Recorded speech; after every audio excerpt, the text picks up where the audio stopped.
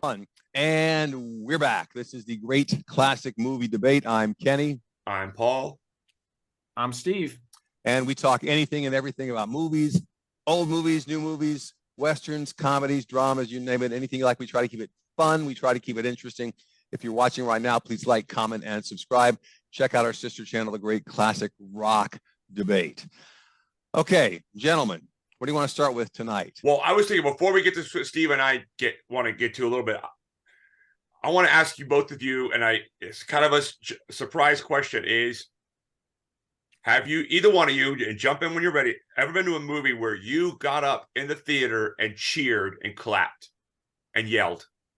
Yes. Yeah, absolutely. Okay, Kenny, go first. Okay, I'm positive I did in Rocky 2. Okay. Yeah. I think probably several others, but that one, you know, I had already heard in advance that he wins the fight. But as it's taking place and they're knocking each other down or whatever, oh my God, the adrenaline levels are just in the stratosphere, you know. And then as Apollo slumps back and Rocky stands, I just let loose, you know. I was like, wow, awesome. Yeah. Teenager, Steve? you know. Of course. No, Steve. Well, just cheering, like you and I saw John Wick 3 together and everybody's howling and high-fiving in the theater. Yeah, that's true. But the first time it ever happened to me was I was in Chicago over 4th of July and Independence Day had just come out. I know where you're going. And at the end of it, people were cheering and clapping at the end of the movie, and I had never experienced anything like that before. And I kind of felt like, oh yeah, I'll join in this because, you know, at the time it was a good movie, you know. Right. And so that was the first time I've actually had ever experienced that, and I was, I don't know, probably 18 years old when that came out. 19. 95, I think. 95, 96. Yeah, 95, 96. Because I thought you were going to say people got really mad because the Clintons were in the White House. This is not me pontificating. When the alien ship blows up the White House, the theater we were in, everyone cheered. Like, it was in West Palm Beach. Oh, Bill Clinton's in there. Boom, right? And it was really, and people, like, a lot of the Democrats were all upset. So I remember that. I actually written in an article. Well, I was in Chicago, so yeah, they were mourning at that point. But back then, though, it wasn't as divided as it is today. I mean, well, I wasn't bringing that for political reasons. I was just saying, like two movies I know I did. Shall We Dance, the Japanese version. Yeah. When the little bald head guy beats his rival, and I just got up. I couldn't stop. I just yelled out, and I was so happy because I liked that little Japanese guy, and he was awesome. And that's a great movie we talked about before. We're not going to spend time. The other movie where I yelled is Shallow Grave. At the very end, when the girl stabs Ewan McGregor through the floor, and then the camera pulls back, and you can see his blood dripping on the money. And he had moved the money. I'm like, yes! And then that girl, remember, she's in the airport. She opens the case and she thinks it's the money, and it's the fake money. And she just has this newspaper. Yeah, she has a complete nervous breakdown. It was just pure brilliance, in my opinion. I yelled and I loved it. I need to add on a quick side note, I had never even heard of that movie until Paul told me to go see it, and I rented it and watched it, and it's fantastic. Really good. I mean, the cast, I don't know the actress's name. I can't remember. It was Christopher Eccleston and Ewan McGregor. And it's a brutal movie, ladies and gentlemen. It's really good, but it's brutal. Yeah. And then I saw Die Hard in Dallas, Texas. I think I mentioned this before on the show. And I'd already seen it twice. It was at the Cinema Draft House. But that's my greatest movie experience ever. You have about 100 drunk rednecks going, kill that boy, shoot that boy, that guy up, yeah. And they were like, I thought they were going to run out on our horses during the middle of the movie. It was great. I was like, this is awesome. I want to see every movie in this theater for the rest of my life. Well, if you ever go see, I know you're not a fan of the slasher movies, but I went once to see, I think it was Jason 10, whatever it was. And it was a midnight showing. and everybody was laughing and cheering at every kill, and you could just hear like beer bottles occasionally roll down, Right, down the aisle. So right. I mean, it's like 2 a.m. It was pretty funny. But the most recent movie that I actually remember people cheering was they re-released Return of the Jedi for the 40th anniversary Yep. earlier this summer. I saw that, and I walked in there. I was like, I'm probably one of the oldest people in there, and everybody was cheering at the end of it. And I was like, wow, that's strange. I mean, this movie's been out for 40 years. Like, Right. This is good. Like, it's one of my favorite movies. I love Star Wars, and it's probably my favorite Star Wars movie. But I was talking to a couple of the, probably 20-year-old kids as they're walking out, and it came apparent to me that they had never seen the movie before. This was their first time actually seeing Return of the Jedi. And a couple of them had said, yeah, they're like, I'd seen like 1 or 2 of them before, but it's just strange. Like, we grew up with the whole Star Wars, being new to us and seeing each one of them in the theaters as they were released. And the younger generations, they have no idea of kind of the timeline and like which movie actually came out first. Well, it's episode 4, and you got to watch 4, 5, 6, 1, 2, 3, 7, 8, 9. Right. And so, kids today have no idea of that kind of timeline, which is just kind of fascinating to me. So, and confusing. Go ahead. The other cool reaction, and it wasn't cool, but Kenny and I went to see Passion of the Christ. Oh, yeah. And when the credits rolled, if a mouse would have walked up and farted, everybody in the theater would have heard it. There was not a word. There was nothing said. No one was talking. We found out. I was just speechless, and everyone else was. And it was like, wow. So you had these two extremes. This movie just. Have you seen that movie, Steve? Yeah. So it's about as intense as it gets. Yeah. Yeah, and so we walked out like, wow, that's heavy, But also, but I don't think people were cheering though, were they? Oh, no. It was exact opposite is what I'm saying. Steve. Paul, so there was, I think, 2 or 3 movies made about the hijacked planes on 9/11, the one that went down in the field or whatever. Yeah. That one, same thing. When that movie ended, dead silence, just not a peep, not a sound, nothing. I could watch like that movie. I finally saw it, but then what's it called? With the 13 guys, Benghazi. What was it called? 13 hours. Oh, yeah, 13 hours. Yeah. Is that the name of the movie? Yeah, I think it is. Anyway, that was fantastic. Really good. I know, but it was just like you get so mad, you get blindingly angry. Yeah, that was my feeling watching. I think it was United in 98, not 97, whatever 93. It was. But yeah, 93. Whatever. Yeah. I saw it once. I don't think I could ever watch it again. And you get really angry. Yeah. Watching it, it's really disturbing. Yeah. Yeah, it's and it's amazing. The movie, for you people don't know about someone right away in Russia and the communists were way ahead of us, being the free world.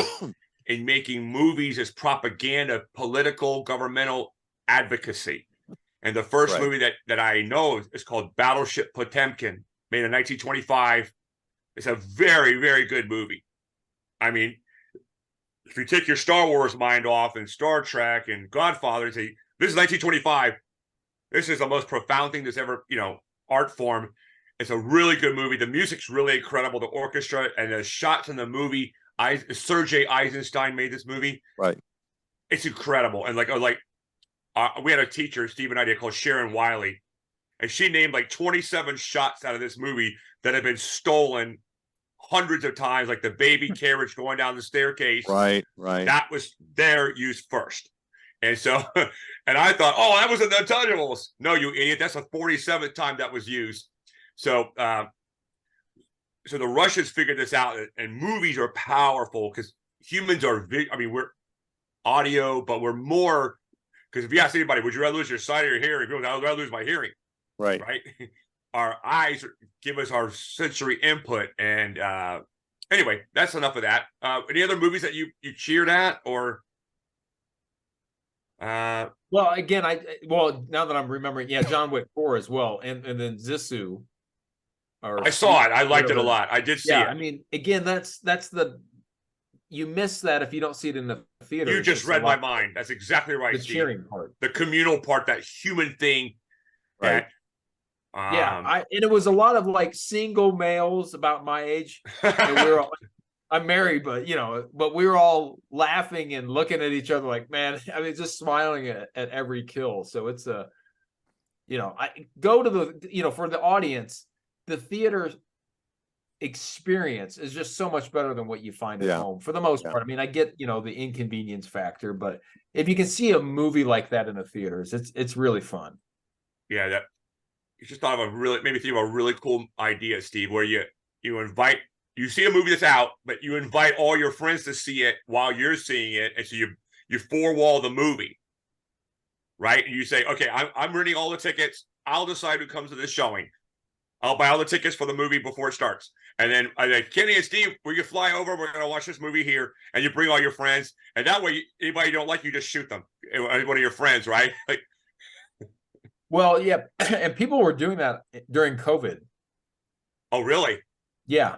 They were trying to, they were trying to make sure that everybody, the attendant was vaccinated or whatnot. And so I believe that. Yeah. I just heard of some stories about that. Well, that's not really my deal, but whatever. I mean, I still think it's a cool idea to four-wall it and just have the whole theater to yourself and invite whoever you want. But yeah, strippers. I like that idea. I'm just joking. All right. So the other Steve brought up. Steve and I read this article, and I sent it to you, Kenny, by this guy John Nolte at Breitbart. He's wonderful. I really like everything he does, and he's very good. He talks about the movie industry, and now he's talking about, I don't know if you guys watch sports, but last Thursday night I was trying to watch was the football game on? It was Florida, Utah, wasn't it? Thank you, Florida, Utah, and it was like all of a sudden, bang, because of a contract dispute between Disney and whatever they're called, what are they called? Spectrum. Yeah. We will not be showing this game. I'm like, oh my God. And of course, both of them know this deadline's coming, and they both know that people are crazy in this country about football. And they're honestly, I'm not joking around, lucky that someone didn't walk in with a gun and start shooting people at one of these places. Okay? Because that's going to happen. If people can't watch football, go ahead. And the big deadline is going to be this weekend. This Sunday, yeah. Or Saturday. The NFL starts. Yep. Yeah. So now ESPN doesn't show, they only show Monday Night Football, so they don't have to worry about that during the day. But no, but people can't get college football, and they have that's Saturday. Yeah. The last 2 weeks, right? And so that's gonna. I mean, the thing is, it varies so much by whoever your provider is, your cable or provider is. Like I have DirecTV, and right now they have a big contract dispute with Fox, so we haven't had Fox, not Fox News, but like just the regular Fox network, since right around the 4th of July. And so everybody thinks it's going to get solved this weekend. Wow. But as of now, like I live in Denver. Colorado played TCU this past weekend. Couldn't watch it. Really? Oh my Lord. And there were a lot of people who were really upset that if you had Comcast or Spectrum, you could watch it, but if you had DirecTV, you couldn't. And I get,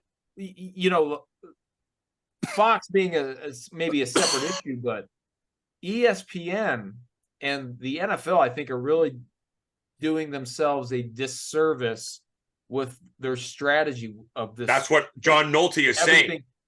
Putting everything towards streaming. Because what's the reason that football became so popular, or sports in general in this country? It's because it was free to watch on TV. Yes.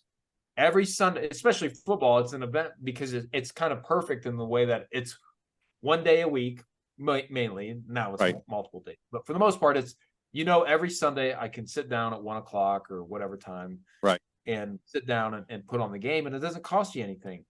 But now they're making it harder for people to actually go out and search and find the games. And I don't know, and what business model do you want to make access to your product harder for your customers? And will that be successful? And I think in the long term, no. In the short term, probably generate bigger revenues for them because of how their streaming contracts or whatnot. But in the long term, I think that they're going to see viewership decline if they continue down this road. Well, also, I think, John, if you read this article, we should learn how to. Kenny knows how to do this technical stuff. Post on this site, the Breitbart, and he's saying, and I didn't know this till maybe 20 years ago, that when you pay for your cable, like ESPN gets the lion's share of that. They charge the most. It's like $10 a month or something like that. And he's saying very astutely, if we had to pay for ESPN directly, and then we'd only be paying $10 a month, let's say, because it's the price point. Some people are like, I don't care how many games on. And he said, you would use an example, and this guy's smart and he has time. He's like Rush Limbaugh. One thing about Rush Limbaugh that I loved, he didn't have another job. So he could sit there all day long, talk to people, think about these rich people, types of industry, come up with these brilliant ideas that Rush came up with. I'm like, that dude's got a lot of free time in his hand because I got to worry about going to work. And I got to worry about my daughters, right? So that's what John Nolte. So he said something that was so brilliant. I wish I'd written it, but he goes, the NFL Sunday Ticket has 3 million subscribers at the most. And he started doing the math. The NFL could not survive at all with that. Yep. Not happening. So, today Joe Burrow got $777 trillion today. He's the highest paid player in the NFL. Did he sign his contract? Yeah, it's done. Wow. Well, I cheer, but really, does that impact me? No. But no, I love Joe Burrow. Don't get me wrong. I love the guy. But I'm just saying, if this was all roll out, Joe Burrow would be lucky to make $5 million. It would happen. They would go back to hockey. The NBA baseball would go back to the hockey levels of pay. Yeah. And that's what's going to happen. It's all because of the TV contracts. That's correct. If they're not careful, that's the direction they're going to go, because I've heard people write industry experts basically say, if ESPN was not available on cable as part of the package, you had to buy it exclusively from streaming, it would probably cost you close to $50 per month. That's exactly what I'm saying. Yeah. And the other cable companies would go, whoop, they'd be gone. They're gone. Yeah. They cannot survive without the breast milk of the cable fees. They can't survive. They could never survive on advertising. And if you look at just the number of streaming services, somebody posted the other day the top kind of 10 or 11 streaming services. And if you add up the fees on that, it's well over $200 a month. So if you wanted to get everything that you can get now through what I have through DirecTV, my satellite bill is a couple $100 a month, but I get every channel. At least I did up until a few weeks ago. You're still going to be paying the same price, if not more, and you're going to have to navigate a dozen 14 remotes and worry about the streaming quality, and it's just there's not a convenience factor at that point. Let me correct something I said. The article today was by Clay Travis, not by that's what I said to you guys. It's a brilliant article. And again, Clay. Okay, Paul, you just froze up. Oh, froze up. Then if we get Clay Travis on the show one day, that would be great. Oh, that would be pretty awesome. Yeah. But I don't know. About you, Kenny. I mean, are you willing to pay, let's say, $50 a month for ESPN to watch college football? No, I don't think I'd pay 10. Yeah. You mean for no? For what? Go ahead. Well, you froze up for about 30 seconds. Who, me? Yeah, you froze. Yes. All right. So how many? Okay, here we go. I'm going to ask obligatory questions. Kenny and Steve, how many network TV shows other than football do you watch? 0. Yeah, 0. I watch What We Do in the Shadows, which is on FX. That's it. But I wouldn't even consider that network. I agree. I'm just talking about the 4. When you say network, to me, that means like the 4: ABC, CBS, okay. So Fox, NBC. When is the last time, can you recall, that you watched a show on network television? Like Seinfeld, maybe? Wow. Yeah, for me, it was The Office, the last season that Steve Carell was on. And again, this was about 12 years ago. Yeah. How could they can't live? Show that who was watching this stuff? Like, I was telling I think there's got to be some fraud going on in the ratings, because I don't know anybody that watches What's the most popular sitcom on network TV? I don't know. Like, I'll just pick out Big Bang what's the Theory. new Quantum Leap show? It's not a sitcom, but I see that on at the gym because they have TV on. Who watches that? I don't know Good question. anybody that watches these shows. I don't either. I mean, well, okay. Other than, do you watch like? I watch some reality shows. We like some of the reality shows, like Alone or Naked and Afraid. We love those shows, but they're good. And we watch a couple of the medical shows, like Dr. Pimple Popper and that kind of thing. But that's what my wife watches. I feel like they should combine not bad. Alone and Naked and Afraid into one show where the guy's alone and naked and afraid. Yeah, no, and then they have two straight. No, right, sorry. So but my whole point is that this is unsustainable. I agree. And then with the movie industry, like and Steve brought this up because Steve's very smart. He knows finance like I do. The let's say Sony Pictures is only 2% of overall Sony, if that. So they can have. So Sony, they want the prestige of putting this movie about two transgendered people biking down Mount Everest, so that they can have that prestige for the Oscars. You're like, 74 people watched that movie. Right. Like Steve and I were forced to watch Brokeback Mountain for a class. I don't think I would have seen it otherwise. You must have been in grad school at the time because I've never seen it. No. I thought Jerry Chernak made us watch that. No, not because that came out like after we graduated. So, are you sure? Yeah, you must have been watching that, watching the unauthorized version of that just for fun. Wasn't it 2003 or something like that? Oh, then I am wrong. So you know what? Maybe well, you were probably at UCLA at the time, so maybe you watched it for that. I don't know. I probably watched it because I wanted to see the subject matter. So it's not a bad movie.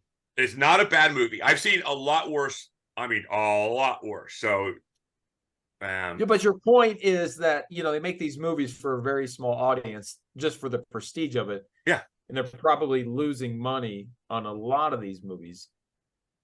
Right, and like it's just not a sustainable business model. No, I don't know what's going to happen to Disney in the long term. The rumor is that they're looking to sell to Apple. Really? Because they can't continue to sustain losing $200 million for every movie. Every movie put out. Yeah. And they own ESPN.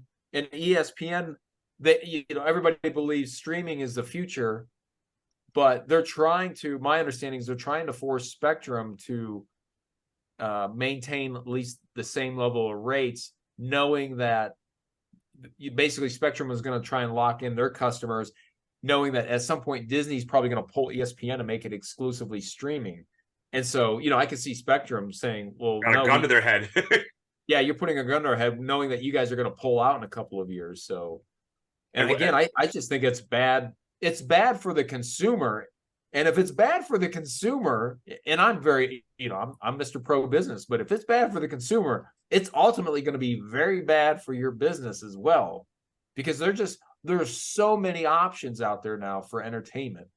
People can be creators like us, content creators or whatever, start their own podcast, streaming show, whatever.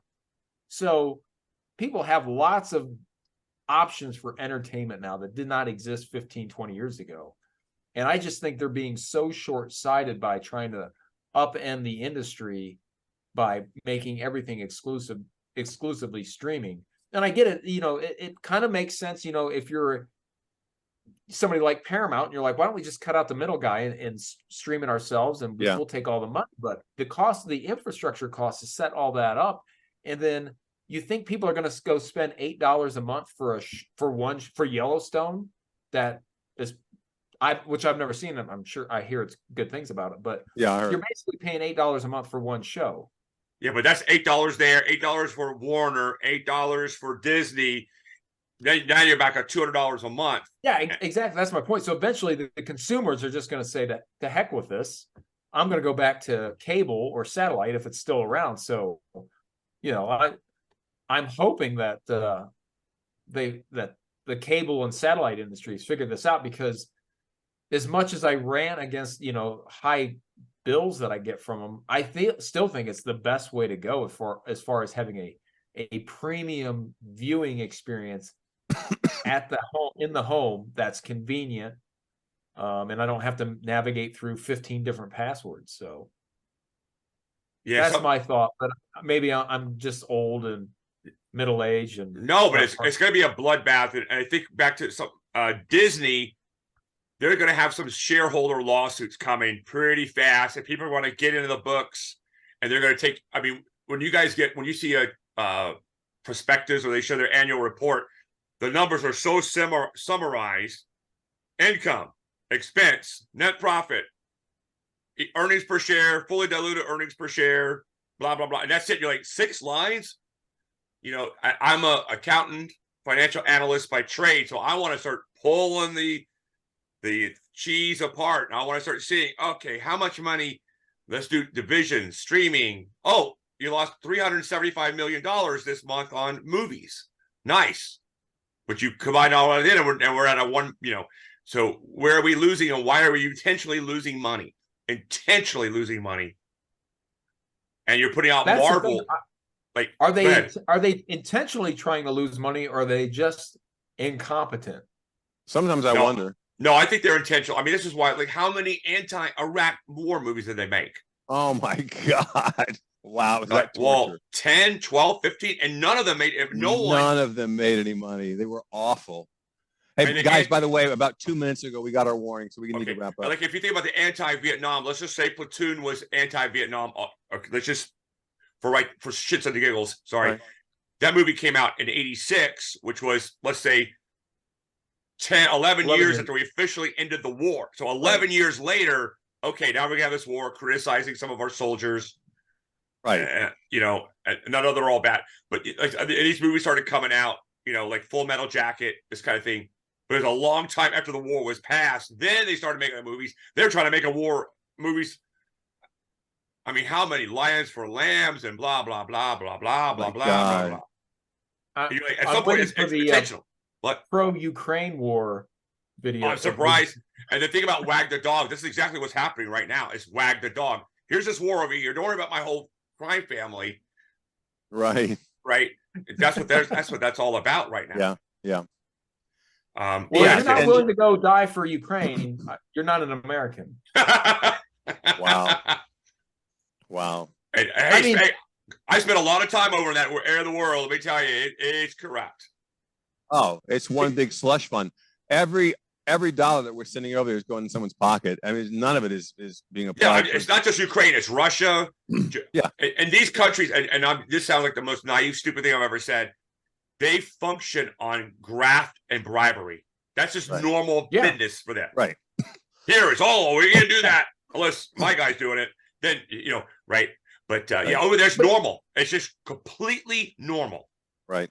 The thing is, I don't think anybody has actually, at least on one side of the political aisle, have they not learned anything over the last 20, 25 years of us being involved in overseas wars, that it hasn't really turned out the way we thought it was going to be? Neocons. It's this whole thing. We can project our power. And it's not just neocons now. It's Democrats now, right? But it's like I read a book that said before Vietnam started, we would have came out ahead financially if we would have handed every Vietnamese person, every one of them, a check for $75,000. We'd have came out ahead. Wow. Think about that. And then those 58,000 people would have died. There's another 380,000 would have been maimed. Would have had our country almost tear apart. So what do I know? Not much. Okay, guys, we got to wrap it up. Anybody want to make any nominations for honorary Oscars this week? What's that guy's name? Go ahead, Steve. Honorary. Well, I'm just gonna. I don't have any honorary Oscars, but I will say I did see the movie Blue Beetle, and oh my God, are you serious? Again, AMC A-list. Yeah, I go see 3 movies a week. I'd rather watch you take a dump than go see that movie. I'm not kidding. Wow. Well, pretty graphic. There's not a glut of movies out right now. And like I said, it didn't cost me anything other than my time, but it was not bad. Wasn't good. my wife and I walked out of it and said we both gave it a 4 out of 10. So I saw and I fell asleep. I saw the During latest action scenes. I fell asleep. I saw the latest. I think I'm talking about for Three Musketeers movie. It's all in French with English subtitles. Your girlfriend's in it, Ava Green. Yes. And Vincent Cassel, I don't know who that guy is. He's French. He's brilliant in every single thing he's in. He's brilliant. He plays Athos. And the young guy who plays D'Artagnan, he's excellent. It's a damn good movie. It kept my interest, and I laughed my butt off during the whole movie. There's a lot of comedy in there. All right. But Vincent Cassel is awesome. Huh? Eva Green and I were never boyfriend and girlfriend. We were never a thing. So that's not what I heard. We just went out once. Okay. Kenny? Question mark? I don't have any nominations this week. I haven't thought about it, so I'll Three Musketeers. It came out in 2023. Vincent Cassel, Ava Green. Did this come out in the theaters? In France. Okay. I'll see it because there was one that came out a few years ago that was awful. I was like, man, I watched like the first 5 minutes. I was like, this is worth watching. It's good, but it's got a lot of comedy in it, which makes the movie work, in my opinion. So is it good? But because I've never seen a good Three Musketeers movie, though. Well, the original ones with Michael York and Oliver Reed, it's a 10. Yeah. And Catherine Deneuve plays the girl, and I like the ones with Tom and Jerry. Oh, is this one underrated? This new one, is it named The Three Musketeers? I think so, yeah. Or it might be like D'Artagnan, the story of the fourth. No, it's good. It's worth watching. I like it. Well, if Eva Green's in it, it's going to be an outstanding movie. It's a 10 already. Yeah. Okay. So. All right. Yeah. Fair enough. All right. Let's wrap it up. That's it for this week. This is the Great Classic Movie Debate. I'm Kenny. I'm Paul. I'm Steve. And if you're watching right now, please like, comment, and subscribe. Don't forget to check out our sister channel, The Great Classic Rock Debate. And until we meet again, we'll see you next time.